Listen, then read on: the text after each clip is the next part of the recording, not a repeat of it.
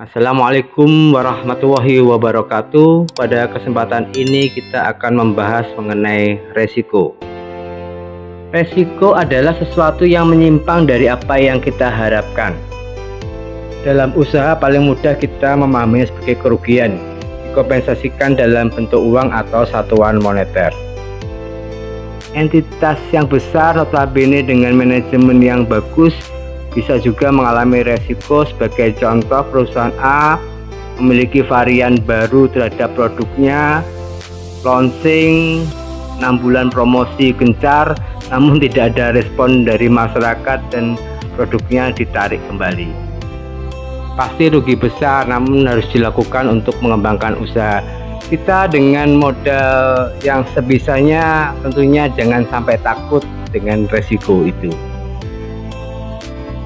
Yang terpenting adalah mengelola resiko itu dengan sebaik-baiknya. Sukses pun bisa berangkat pada kerjakan dulu, pelajari kemudian. Menganggap resiko sebagai tantangan untuk selalu memperbaiki diri. Contohnya, seseorang membuat saus tomat berkualitas. Awalnya ia jual dengan harga mahal melebihi saus yang bermerek karena harga pokoknya tinggi. Produknya tidak terbeli, namun ia tidak patah semangat. Ia tahu permasalahannya adalah di bahan baku, kemudian dia belajar membuat saus yang lebih efisien tanpa mempengaruhi kualitas. Ia membeli bahan baku dalam kapasitas besar di malam hari karena harganya sangat murah. Oleh karena itu ia sudah berpikir untuk membuat target penjualan. Ia telah memiliki list pelanggan. Dari produk yang kemarin tidak laku, ia bagikan secara cuma-cuma sebagai sampel di resto-resto. Dan sebagian besar dari resto tersebut cocok. Mereka memesan produknya dengan syarat harganya di bawah harga saus yang bermerek. Strategi pemasarannya ia rubah. Yang awalnya ia online kan, kemudian ia titipkan ke resto-resto, merambah ke luar kota, dan akhirnya wow, sausnya begitu meledak pasarnya. Masalah justru timbul mulai dari produksi sampai dengan distribusi. Ia butuh banyak pekerja dan itu menimbulkan biaya yang tinggi.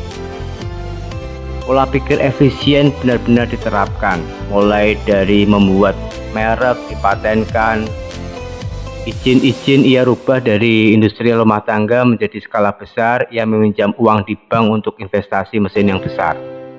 Tantangan terbesarnya adalah memperluas pasar karena dia harus memaksimalkan kapasitas mesinnya. Pengusaha itu pun bekerja sama dengan perusahaan distribusi yang bonafit. Selain itu, ia berinvestasi besar di promosi, membuat iklan melalui media televisi guna memperkenalkan produknya dan meningkatkan citra produknya. Untuk menekan harga pokok produksi, ia mencoba seefisien mungkin untuk memperoleh bahan bakunya. Caranya bekerja sama dengan kelompok-kelompok tani yang bisa menyiapkan bahan baku sesuai dengan standar yang dibutuhkan. Bahan baku disepakati pada harga tertentu yang menguntungkan kedua belah pihak, baik petani maupun pengusaha tersebut. Memagari atau mematoki harga tertentu, misalkan pada pepaya, pada tomat, lombok, dan sebagainya. Tidak harga saja, tapi kualitasnya begitu ia tonjolkan berkaitan dengan standar bahan baku itu sendiri. Kelompok tani yang diajak untuk kerjasama karena memenuhi standar pun senang karena mereka tidak terombang-ambing di dalam harga. Misalkan kalau harga lombok saja kalau tinggi sampai dengan 60.000, kemudian kalau rendah sampai katakan Rp2.000, petani bisa membuat perjanjian dengan pengusaha tadi seharga misalkan saja Rp25.000 per kilonya. Maksudnya mau harga naik berapapun, mau turun berapapun, petani mendapatkan harga yang sama, yaitu Rp25.000 per kilonya. Banyak hal yang ia pelajari dari resiko-resiko yang dihadapinya. Akhirnya ia tidak sekedar pandai membuat saus, tapi ia pandai di dalam manajemen. Mahir dalam menciptakan sistem produksi yang efektif dan efisien, mahir dalam pengelolaan keuangan, mahir dalam distribusi dan pemasaran, dan lain-lain kalian manajemen. Itu sebuah contoh dari orang yang belajar tentang resiko dan ia mau belajar di dalamnya, tidak menyerah. Yang awalnya hanya membuat saus, sekarang ini bisnisnya merambah dari berbagai macam bidang. Prinsip efektif dan efisien benar-benar dicamkan ketika kita berpikir resiko.